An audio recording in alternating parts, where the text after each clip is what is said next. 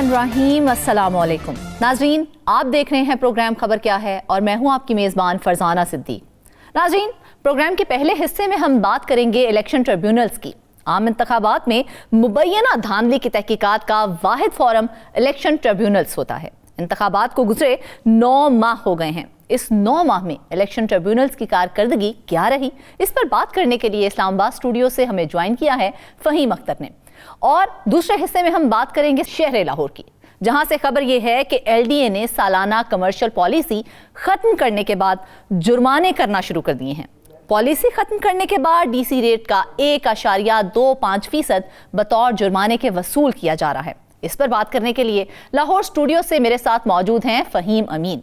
तो नाज़रीन, सबसे पहले बात करते हैं इलेक्शन ट्रिब्यूनल्स की कारकर्दगी के हवाले से। फरवरी में हुए आम इंतखाबात को 9 माह हो गए हैं, लेकिन इन 9 माह में 400 से ज़ायद इलेक्शन पटिशन्स दायर की गई, जिसमें से इलेक्शन ट्रिब्यूनल्स ने सिर्फ 40 पटिशन्स निपटाई हैं। सबसे ज़्यादा पटिशन्स PTI की तरफ से दायर की गई। इलेक्शन ट्रिब्यूनल्स की जानिब से निपटाई गई 40 उज़रदारियों में से 36 सूबाई असम्बली जबकि 4 कौमी असम्बली के हलकों की हैं।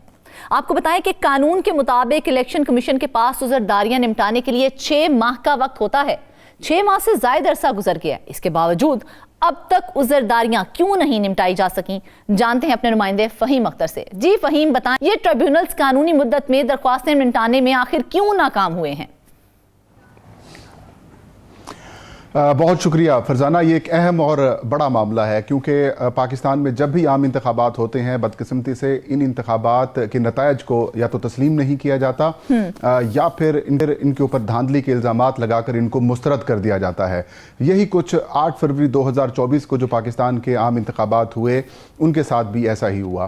बुनियादी तौर पर आइन के अंदर जो एक कानूनी और आइनी फोरम दिया गया है वो इलेक्शन ट्रिब्यूनल्स का है कि अगर मुबैना धांधली की कोई इल्ज़ामात आते हैं या फिर तहकीकात का मुतालबा किया जाता है तो उसका जो फोरम होगा वो इलेक्शंस ट्रिब्यूनल होगा। और इस इलेक्शन ट्रिब्यूनल को रेगुलेट करने के लिए या फिर इनकी जो पावर्स हैं वो बताई गई इलेक्शंस एक्ट में। और इलेक्शंस एक्ट के तहत जिस वक्त पाकिस्तान में 8 फरवरी 2024 को आम इंतखाबात हुए तो उस वक्त जो हाजिर सर्विस हाई कोर्ट के जजेज हैं वो इलेक्शन ट्रिब्यूनल के सरबराह बन सकते हैं। और उसी के तहत इलेक्शन कमीशन ऑफ पाकिस्तान ने उम्मीदवारों की कामयाबी से पहले इसका नोटिफिकेशन भी जो है वो जारी करना था। लेकिन इस दफ़ा हमने देखा कि एक तो तारीख में सबसे ज़्यादा इलेक्शन पिटीशंस जो हैं वो इन इंतखाबात के बाद दायर हुई। जब तक इलेक्शन ट्रिब्यूनल्स नहीं बनते तब तक इलेक्शन कमीशन में ये पिटीशंस दायर हो सकती हैं, लेकिन जब ये ट्रिब्यूनल्स बन जाती हैं तो फिर इलेक्शन कमीशन तमाम तरह अपनी जो कार्रवाई है वो ट्रिब्यूनल्स को शिफ्ट कर देता है।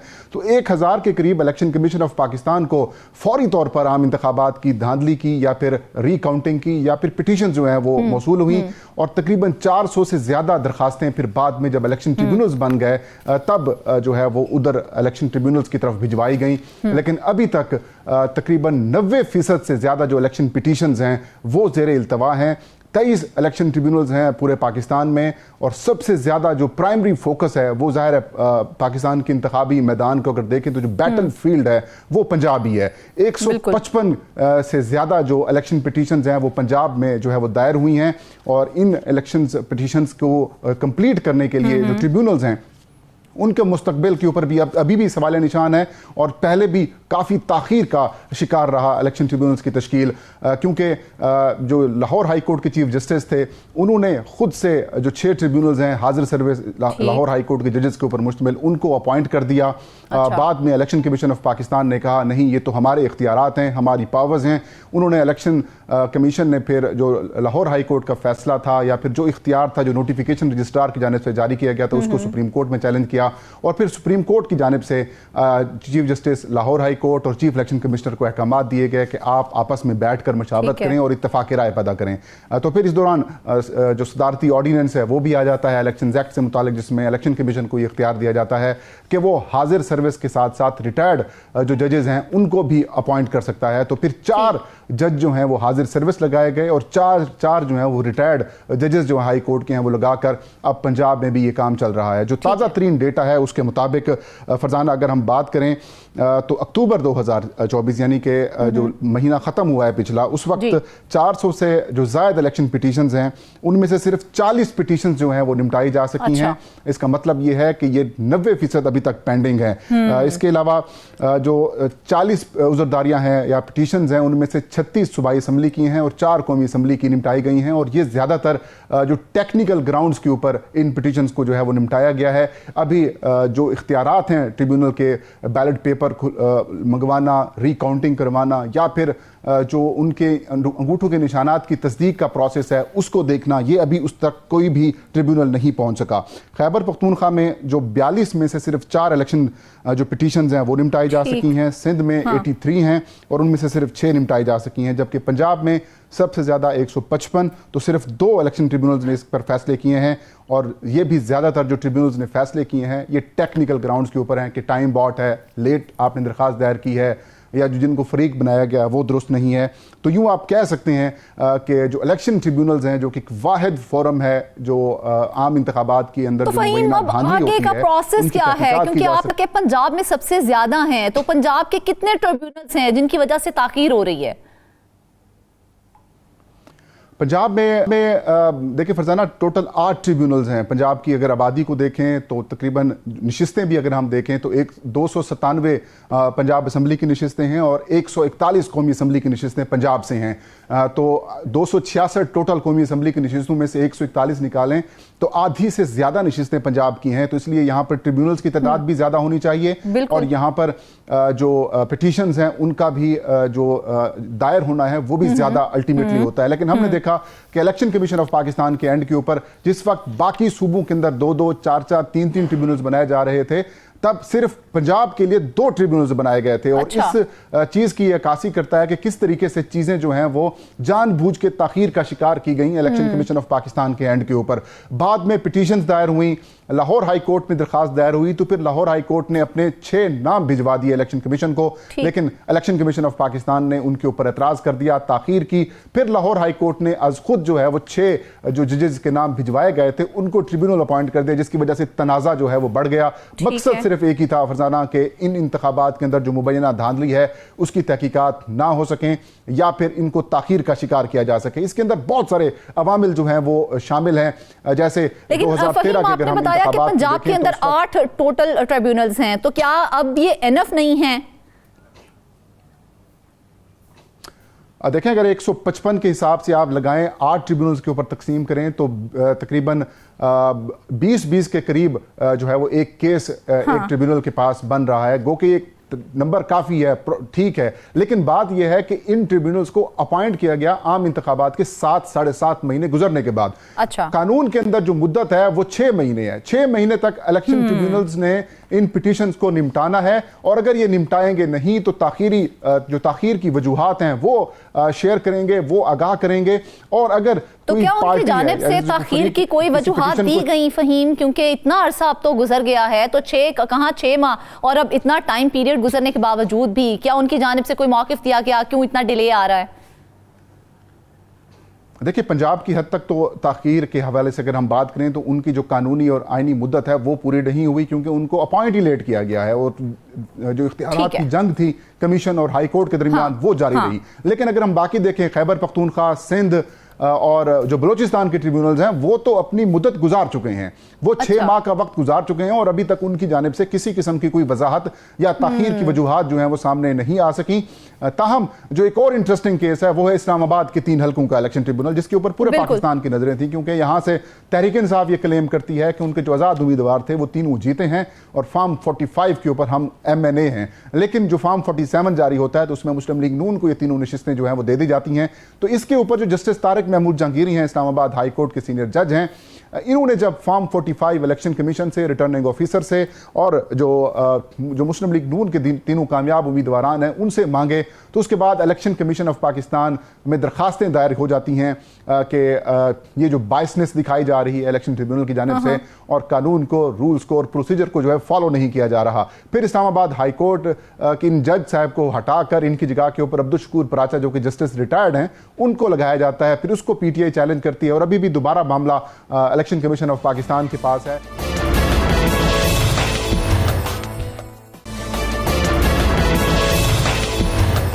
इस्लामाबाद के इलेक्शन ट्रिब्यूनल का ये मामला कहां तक पहुंचा है? कहां तक पहुंचा है? अब इसका एंडिंग पॉइंट फिलहाल क्या है? देखिए, इस्लामाबाद के जो ट्रिब्यूनल का मामला है उसकी कार्रवाई बिल्कुल रुकी हुई है, ना होने के मुताबिक है, गैर फाल हो चुका है, क्योंकि इलेक्शन कमीशन ऑफ पाकिस्तान में इस्लामाबाद हाई कोर्ट के जो चीफ जस्टिस हैं जस्टिस आमिर फारूक की जानिब से इस मामले को दोबारा इलेक्शन कमीशन को रिमांड बैक किया गया है कि आप इस मामले को देखें और वजूहात देखें कि क्यों आप तब्दील कर रहे हैं। और अभी तक इलेक्शन कमीशन में मामला चल रहा है, इसके ऊपर समातें हो रही हैं। वो के तीनों जो उम्मीदवारान हैं उनकी जानिब से जो दलाइल हैं वो दिए जा चुके हैं, लेकिन अभी तक इसकी भी कार्रवाई मुकम्मल नहीं हो सकी, क्योंकि जो फ्रीकैन है बिलखसूस जो पाकिस्तान तहरीक इंसाफ के वकला जिन्होंने पिटीशन दायर की ट्रिब्यूनल में, वो कह रहे हैं कि ओपन एंड शट केस है, फॉर्म 45 मंगवाने हैं और इन फॉर्म 45 जो कि बाकी उम्मीदवारों को भी दिए गए हैं वहां पर उन्हें सिर्फ जांच करनी है, उनका मवाजना करना है और उसके बाद इसका नतीजा आ जाना है। ऑलमोस्ट यही चीज़ें जो पंजाब के इलेक्शन जो ट्रिब्यूनल्स में केसेस हैं उनसे मुतालिक भी हैं, यही केसेस जो सिंध के कई हलकों में, बलोचिस्तान के कई हलकों में यही मामलात हैं, लेकिन एक ताखीरी हरबे जो हैं वो इख्तियार किए जा रहे हैं। मैं आपको एक इंटरेस्टिंग फैक्ट बताता हूँ। 2013 के आम इंतखाबात हुए थे तो उस वक्त जो इलेक्शन ट्रिब्यूनल्स थे वो रिटायर्ड जजेस के ऊपर मुश्तमिल हुआ करते थे, लेकिन हमने देखा उस वक्त भी 6 महीने की मुद्दत थी, लेकिन वो इलेक्शन ट्रिब्यूनल्स जो 2013 वाले थे वो आखिर तक 2018 तक जो केसेस हैं वो सुनते रहे और कई हलकों के अंदर ये फैसले नहीं हो सके। तो फिर जब 2017 में इलेक्शन एक्ट बनाया गया और 2018 के जब इंतखाबात हुए तो फिर तमाम सियासी जमातों ने ये फैसला किया कि नहीं, जो इलेक्शन ट्रिब्यूनल्स हैं वो रिटायर्ड जजेस के ऊपर नहीं होने चाहिए, वो हाजिर सर्विस जजेस के ऊपर होने चाहिए। और फिर 2018 के इंतखाबात में हाजिर सर्विस जजेस ने ये काम किया, कई फैसले जो हैं वो बर वक्त हुए, कुछ ताखीर का शिकार हुए, लेकिन अगर रेशो देखें तो हाजिर सर्विस जजेस की कारकर्दगी ज्यादा बेहतर थी। लेकिन जब ये नतायज सामने आए 2024 के इंतखाबात के बाद तो फिर कानून साजी की जाती है, इलेक्शन एक्ट में एक ऑर्डिनेंस नया जारी करके फिर रिटायर्ड जजेस को दे दिया जाता है। लेकिन इंटरेस्टिंग बात यह है कि जिस वक्त इंतखाबात हो रहे होते हैं उस वक्त ये कानून ये होता है कि जो ट्रिब्यूनल्स होंगे वो हाजिर सर्विस जजेस के ऊपर मुश्तमिल होंगे। तो एक मनसूबा बंदी के तहत जानबूझ के इस सारे प्रोसेस को तखीर का शिकार किया जा रहा है ताकि जो एक कानूनी फोरम है इंतखाबात वो तो फहीम किया ही जा रहा है। अगर हम ओवरऑल बात करें तो अब कितने इलेक्शन पिटीशंस हैं जो इस वक्त ज़ेर इल्तवा हैं? देखिए, 360 से ज्यादा इलेक्शन पिटीशंस जो हैं वो ज़ेर इल्तवा हैं और इनमें पंजाब का नंबर ज़्यादा है। 153 के करीब जो पिटीशंस हैं वो पंजाब की ज़ेर इल्तवा हैं। इसमें ज़्यादा तादाद जो 46% हैं वो दरख्वास्तें हैं तहरीक इंसाफ के हिमायत याफ्ता जो आज़ाद उम्मीदवारान हैं जो ये कहते हैं कि हम फॉर्म 45 की बेस के ऊपर जीत चुके हैं, उनकी ज़ेर इल्तवा हैं। सलमान अकरम राजा हूँ या फिर रावलपिंडी के मुकदमात हूँ के हलकों के मुकदमात हूँ वो भी ज़ेर इल्तवा हैं, लाहौर के मुकदमात भी ज़ेर इल्तवा हैं। साबिक वज़ीर आज़म नवाज शरीफ के हलके का भी जो नतीजा है उसको चैलेंज किया जा चुका है। तो ये तमाम तर जो केसेस हैं वो इस वक्त ज़ेर इल्तवा हैं और इलेक्शन ट्रिब्यूनल्स की जानिब से जो मामलात हैं वो ताख़ीर का शिकार किए जा रहे हैं। इसकी एक बड़ी वजह ये भी हो सकती है क्योंकि जो इलेक्शन ट्रिब्यूनल्स होते हैं चाहे वो हाजिर सर्विस जज हों या फिर रिटायर्ड जजेस हों, उनको हाई कोर्ट के जज के बराबर तनख्वाह भी मिलती है, मरात भी मिलती हैं, गाड़ियाँ भी मिलती हैं, स्टाफ भी मिलता है। तो यही एक वजह हो सकती है कि जो 2013 के अंदर हमने ट्रेंड देखा जो रिटायर्ड जजेस को लगाया गया तो उन्होंने 5 साल तक केसेस को लटकाया, कहीं 4 साल लगे। बताया जाता है जो सियासी हलके हैं वो ये कहते हैं कि ये सिर्फ मामलात को आगे बढ़ाने के लिए, तनख्वाहें मरात वगैरह अपनी रखने के लिए ये सारी हरकतें की जाती हैं ताकि वो सारा सिस्टम इनका चलता रहे। तो अभी भी बज़ाहिर ऐसा लग रहा है कि ये जो केसेस हैं जो कि एक बहुत बड़ा नंबर है, जो कि माजी में भी अगर इलेक्शन कमीशन ऑफ पाकिस्तान में जितने जनरल इलेक्शंस हुए हैं उनसे ज़्यादा नंबर ये पिटीशंस की सूरत में आया है, तो इसमें भी ताख़ीर की जाए। फहीम, आपने बताया कि पंजाब में सबसे ज़्यादा पिटीशंस हैं जो इस वक्त ज़ेर इल्तवा हैं। ये बताएं कि बाकी सूबों का तो खैर छोड़ दें क्योंकि उनका जो है 6 माह का टाइम पीरियड तो वैसे गुजर चुका है, लेकिन चूंकि पंजाब का थोड़ी देर से बना, उसके ट्रिब्यूनल्स देर से बने, तो क्या अभी भी पंजाब के ट्रिब्यूनल्स के मुस्तकबिल पर सवालिया निशान ही खड़ा है? एग्जैक्टली क्योंकि जो सुप्रीम कोर्ट ऑफ पाकिस्तान है, जिस वक्त चीफ जस्टिस काजी फायज ईसा साहब थे, तो उन्होंने इलेक्शन कमीशन और chief justice Lahore high court जो कि नई आई थी जस्टिस आलिया नीलम, उनको ये एक रास्ता दिया था कि आप दोनों मशावरत कर लें और मशावरत से इस मामले को तय कर लें, क्योंकि हम देख रहे हैं कि मासवाए पंजाब के बाकी जितने भी ट्रिब्यूनल्स हैं सूबों में या इस्लामाबाद में, वो हाजिर सर्विस हाई कोर्ट्स के जजेस के ऊपर मुश्तमिल हैं, लेकिन पंजाब में जो है वो 4 जज जो लगाए गए हैं वो रिटायर्ड हैं और 4 हाजिर सर्विस हैं। तो इसका जो फैसला सुप्रीम कोर्ट ऑफ पाकिस्तान ने दिया और लाहौर हाई कोर्ट का वो जो नोटिफिकेशन था उसे कलअदम करार दिया इलेक्शन कमीशन की दरखास्त के ऊपर, तो इसके ऊपर अब पाकिस्तान तहरीक इंसाफ ने नजरसानी की दरखास्त सुप्रीम कोर्ट ऑफ पाकिस्तान में दायर कर दी है और इस नजरसानी के ऊपर इम्कान ये जाहिर किया जा रहा है कि जल्द ही इसको जो है वो फिक्स किया जाएगा। और अगर नजरसानी की दरखास्त में तहरीक इंसाफ ये बात साबित करने में कामयाब हो जाती है कि जिस वक्त इलेक्शन ट्रिब्यूनल्स का नोटिफिकेशन हुआ, बाकी जो पहले 2 हाजिर सर्विस लगा दिए गए थे, जो बाद में 6 अपॉइंट किए गए थे, जिनमें 4 रिटायर्ड थे और 2 जो है वो हाजिर सर्विस थे, और यूं तादाद 4 से बराबर हुई, अगर उसको साबित करने में ये कामयाब हो जाती है कि उस वक्त कानून के मुताबिक हाजिर सर्विस ही बिल्कुल देखा जाए जो फैसले जल्द हो जाने चाहिए, ताखीर का शिकार किया जाता है, बहाने बनाए जाते हैं, यही फैसले अगर जल्दी हो जाए तो जल्दी फैसला जो है उसका रिजल्ट्स भी हमारे सामने आ जाए। नाज़रीन, बात करेंगे एलडीए की। तो एलडीए की जानिब से सालाना कमर्शियल पॉलिसी को खत्म कर दिया गया है, जिसके बाद 10,000 से जायद कमर्शियल बिल्डिंग को नोटिस जारी कर दिए गए हैं। जिनको नोटिस जारी हुए हैं, जब वो एलडीए ऑफिस में जाए तो उनको लाखों का चालान थमाकर वापस भेज दिया जाता है। यहाँ पर हैरानकुन बात यह है कि सालाना कमर्शियल पॉलिसी 2011 में नाफिज की गई थी, जिसके मुताबिक डीसी रेट का 1.25% अदा करके बिल्डिंग को कमर्शियल के तौर पर इस्तेमाल करने की इजाज़त दी गई। मुताद्दिद बिल्डिंग मालिकान बाकायदगी से डीसी रेट अदा करते रहे हैं, लेकिन जब पॉलिसी खत्म की गई तो उनको भी जुर्माने किए गए। जिन बिल्डिंग्स को कमर्शियल लेटर इशू किए गए थे, अब उनको भी एलडीए की जानिब से सील करने के वाकयात सामने आए हैं। इस सारी सूरत हाल के बारे में मजीद तफसीलात जान लेते हैं अपने नुमाइंदे फ़हीम अमीन से। जी फ़हीम, तफसीलात बताइएगा ज़रा इस हवाले से। बहुत शुक्रिया फरजाना। मामला ये है कि लाहौर शहर में जो कमर्शियल इमारतें और गैर कानूनी कमर्शियल इमारतों के मामलात हम पहले भी उठाते रहे हैं और ये मामला भी तकरीबन उसी से जुड़ा हुआ है। 2011 में एलडीए की जानिब से एक पॉलिसी इंट्रोड्यूस करवाई गई थी कि वो कमर्शियल बिल्डिंग्स जो गैर कानूनी तौर पर बनी हुई हैं, ऐसी रोड्स जो कमर्शियल डिक्लेयर नहीं की गई, वहाँ पर जो लोग हैं वो डीसी रेट का सालाना 1.25% जो है, यानी कि 1.25% जो है वो अदा करें और उसके बाद सालाना की बुनियादों पर अदा करते रहें और बिल्डिंग का कमर्शियल इस्तेमाल जारी रखें।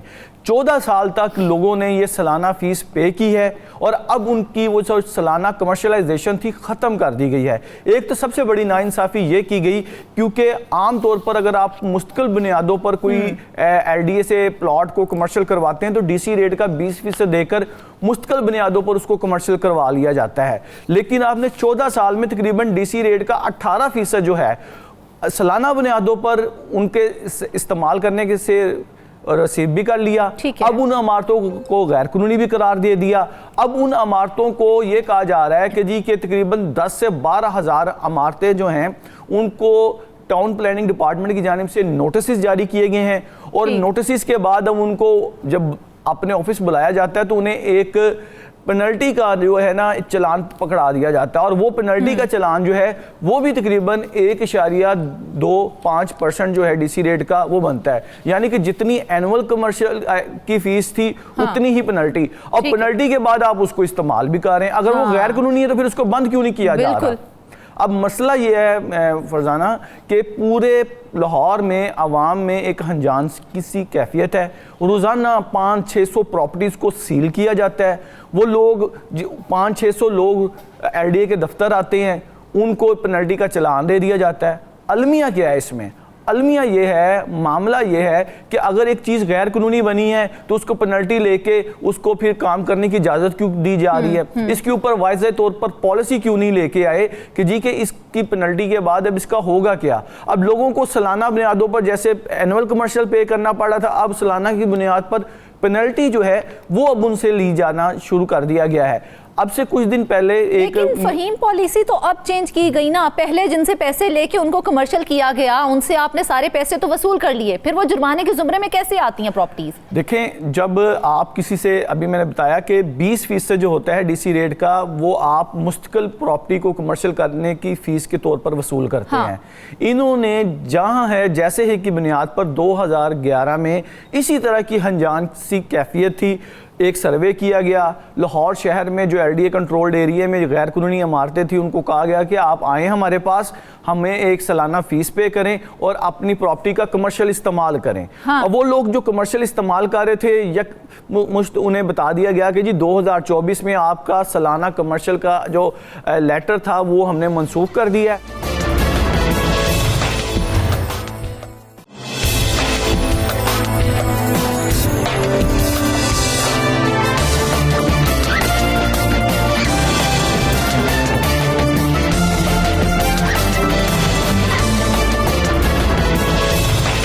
जुर्माना जो कमर्शियल बिल्डिंग अदा कर देती है, तो जुर्माने लेने के बाद उन कमर्शियल बिल्डिंग में क्या हो रहा है?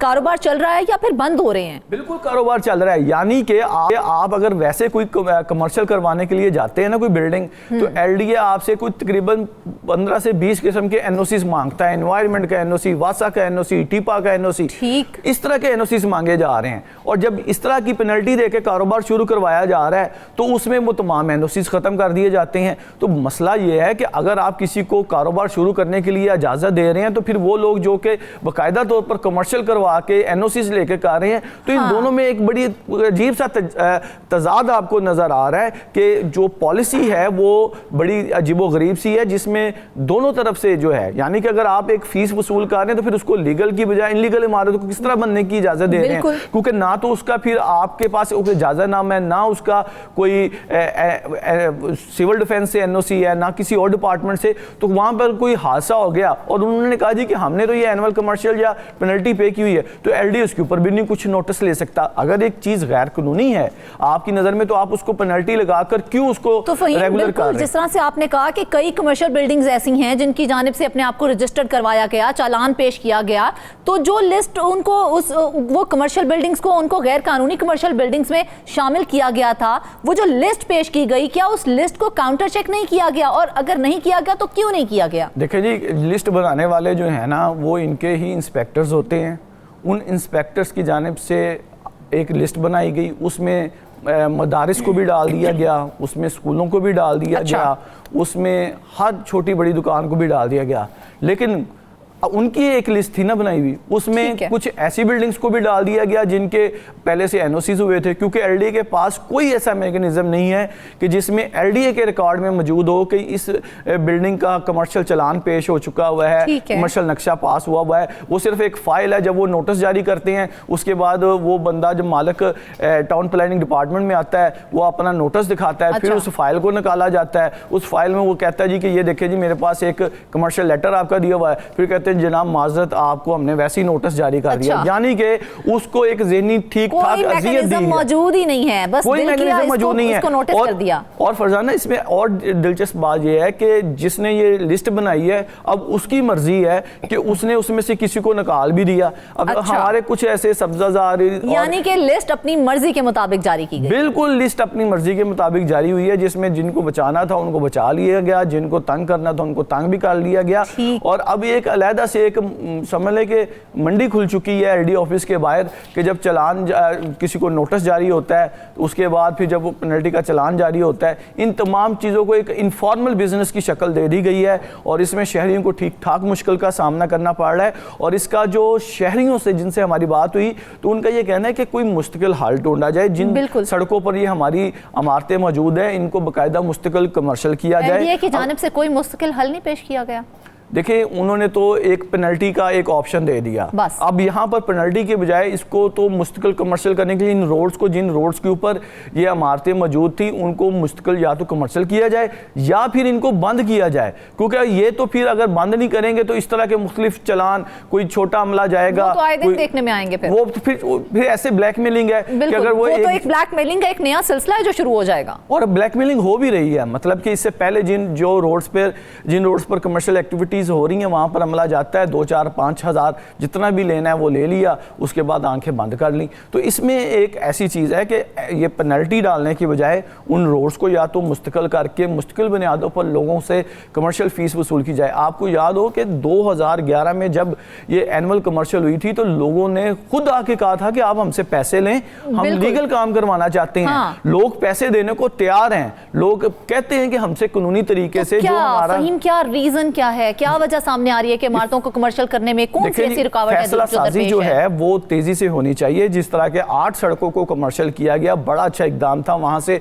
अरबों रुपए एलडीए को आ रहे हैं। इसी तरह दीगर रोड्स जो हैं उनका भी बाकायदा तौर पर सर्वे किया जाए और उनको फौरी तौर पर मुस्तकिल बुनियादों पर कमर्शियल करने की इजाज़त दी जाए, ताकि ये जो लोग हैं जो उनको सालाना बुनियादों पर लाखों रुपए जुर्माने आपने लेने हैं, उनसे मुस्तकिल तौर पर बाकायदा फ़ीस वसूल की जाए, वहाँ पर नक्शा बाकायदा तौर पर पास करवाए जाएँ, बाकायदा तौर पर वहाँ पर पार्किंग एग्रीमेंट हों, बाकायदा तौर पर वहाँ पर सिविल डिफेंस के एनओसीज हों, ताकि ये पैसे कमाने के साथ साथ लोगों की जानो माल की भी हिफाजत जरूरी है। तो ये चीज़ें तभी मुस्तकिल होंगी जब आप इनको मुस्तकिल बुनियादों पर कमर्शियल करेंगे। इस तरह आपने नोटिस जारी कर दिए, जुर्माने इकट्ठे करने शुरू कर दिए, ये पैसे कमाने के लिए तो बहुत अच्छी बात है, लेकिन जो मुश्किल इस मसले का हल है लोगों का, वो इससे निकलता नजर नहीं आ रहा। शहरी क्या कहते हैं? जाहिर है आपने कहा कि बहुत सी ऐसी कमर्शियल बिल्डिंग्स है, जैसे घरों के अंदर भी दुकानें हैं, तो उस हवाले से शहरियों का क्या कहना है? अगर वो उनको कमर्शियल करवाने जाते हैं, किन मुश्किलात का सामना है उनको?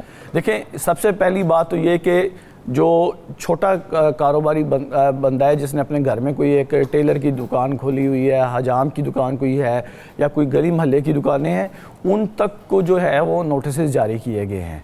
अब वो जब जाते हैं एलडीए के पास तो एलडीए कहता है जी कि ये पूरे घर में या पूरे एरिया में हो रही है आपकी कमर्शियल एक्टिविटी।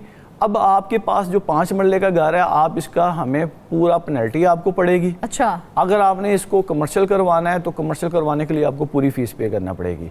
अगर तो ये इस तरह की सिलसिला है तो वो कुछ लोग पहले जो एनुअल कमर्शियल पे कर रहे थे उनके पास तो थोड़ी सी बीच में से थी कैपेसिटी, लेकिन अब जब पेनल्टी का एस्पेक्ट आया तो वो पूरे लाहौर में जहाँ जहाँ पे भी कुछ छोटी सी भी एक्टिविटी हो रही है उन्हें डीसी रेट का 1.25% डाला जा रहा है, और उसका रिजल्ट ये निकल रहा है कि आपको रोज़ाना सैकड़ों लोग जो हैं वो टाउन प्लानिंग के डायरेक्टर्स के पास मौजूद हैं, कोई फार्मेसी वाला मौजूद है, कोई दीगर लोग मौजूद हैं जो कि ये कहते हैं कि जितना एरिया हम इस्तेमाल कर रहे हैं उतना आप हमसे कमर्शियल फ़ीस ले लें, लेकिन जो पूरे घरों की पूरे एरियाज़ की जो आप कमर्शियल फ़ीस हमसे ले रहे हैं ये बिल्कुल गैर कानूनी है, ये हमारे बस में नहीं है देना, लेकिन एलडीए के बायलॉज में इसकी कोई गुंजाइश नहीं है। तो इसलिए यहाँ पर छोटे छोटे मसाइल हैं, ये वो लोग हैं जो कि छोटे छोटे कारोबार कर रहे हैं और उनके मसले का हल मुश्किल बुनियादों पर निकलने की बजाय ये आर्जी तौर पर एक पेनल्टी का एक ऑप्शन एलडीए ने इस्तेमाल किया, जिससे तकरीबन कोई हज़ारों लोग जो हैं वो मुतासर हो रहे हैं। कुछ लोग अपने जो दुकानें बंद कर रहे हैं, कुछ लोग अपने छोटे छोटे जो ब्यूटी सलून इस तरह के लोग जो उन्हें जो घरों में भी किए हुए हैं उनको भी बंद किया जा रहा है। और जो मुस्तकिल हल की पॉलिसी है, यानी कि जो मुस्तकिल कमर्शियल की पॉलिसी इसके साथ, वो भी नहीं लाई जा रही, जिसकी वजह से लोगों को मुश्किल का सामना है। बिल्कुल फ़हीम, अगर हम उस लिस्ट की बात कर लें जो गैर कानूनी कमर्शियल इमारतों के हवाले से प्रेजेंट की गई है, लेकिन उसमें हम देखें तो उसमें तो बहुत सी गैर कानूनी इमारतें ऐसी हैं जो कि सब जानते हैं कि ये गैर कानूनी है, तो वो हमारे सुनने में तो ये आया कि वो लोग पहले ही हमले से मिल चुके थे इसलिए उनका नाम लिस्ट में शामिल ही नहीं किया गया। तो क्या ये दुरुस्त है? बिल्कुल ऐसी सूरत हाल है। कोई वर्कशॉप्स हैं, कुछ दफातर हैं, हमारे पास भी कुछ ऐसी इतलात हैं कि जहाँ पर नोटिस ही सर्व नहीं किए गए, वो अभी तक काम कर रहे हैं वहाँ पर, और उनको किसी किस्म का कोई जुर्माना भी नहीं दिया गया। बिल्कुल जी, उनको क्यों जुर्माना किया जाना है? क्योंकि वो जब लिस्ट ये तैयार की गई है उसमें वो लोग स्किप हो गए हैं, क्योंकि लिस्ट तैयार करने वाले जो सर्वेयर हैं वो कहा जा रहा है कि ये डिजिटल सर्वे किया गया है। डिजिटल सर्वे तो मौके पर पहुँच के किया जाना था। और उसमें भी कई इमारतें जो हैं, कई चीज़ें जो हैं वहाँ से गायब हैं, और कुछ लोग ऐसे भी हैं जिनके नाम आ गए हैं, वो उनको क्लियर जो है वो माफिया की जानिब से करवाने की कोशिश की जा रही है, उनको डराया धमकाया भी जा रहा है। कुछ लोग जो हैं जो कि अगर 10 लाख 12 लाख पेनल्टी नहीं पे कर पा रहे तो उनके लिए फिर कोई दूसरे रास्ते ढूंढे जा रहे हैं। तो इसमें एक अलहदा से माफिया जो है वो सरगर्म है, क्योंकि कोशिश तो जो एलडीए हुकाम जहाँ पे टाउन प्लानिंग की अगर हम बात करें तो वहाँ पर जो डायरेक्टर्स लेवल देखा जाए तो एलडीए की जानिब से एक बड़ी नाअहलियाँ सामने आई है। एक पॉलिसी पहले बनाई जाती है फिर उसे अचानक से खत्म कर दिया जाता है, और जो जो गैर कानूनी इमारतें हैं उनको जुर्माने करने के बजाय उन इमारतों को जो है जुर्माने कर दिए जाते हैं जिनकी जानिब से प्रॉपर एक तरीके से आया जाता है। और ये बहुत ही अफसोसनाक बात है। इस तरह से तो बहुत सी जो कमर्शियल इमारतें जो कानूनी तौर पे जो सामने आई थी वो गैर कानूनी हो जाएंगी और उनको कमर्शियल के तौर पर जिस तरह से प्रेजेंट किया जा रहा था इस तरह की पॉलिसीज ला के उनका भी कारोबार तबाह कर दिया जाएगा, जिससे हमारे अवाम को भी बहुत नुकसान होगा और कारोबारी तबका भी इससे खासा मुतासिर होगा। हुकूमत को इस हवाले से बहुत अच्छे तरीके से सोचना चाहिए और बेहतर कोई ना कोई इसका हल सामने लेकर आना चाहिए। नाज़रीन, इसके साथ ही आज के प्रोग्राम से बस इतना ही। सब मेहमानों का शुक्रिया। अपनी दुआओं में हमें याद रखिएगा। इजाज़त दीजिए। अल्लाह।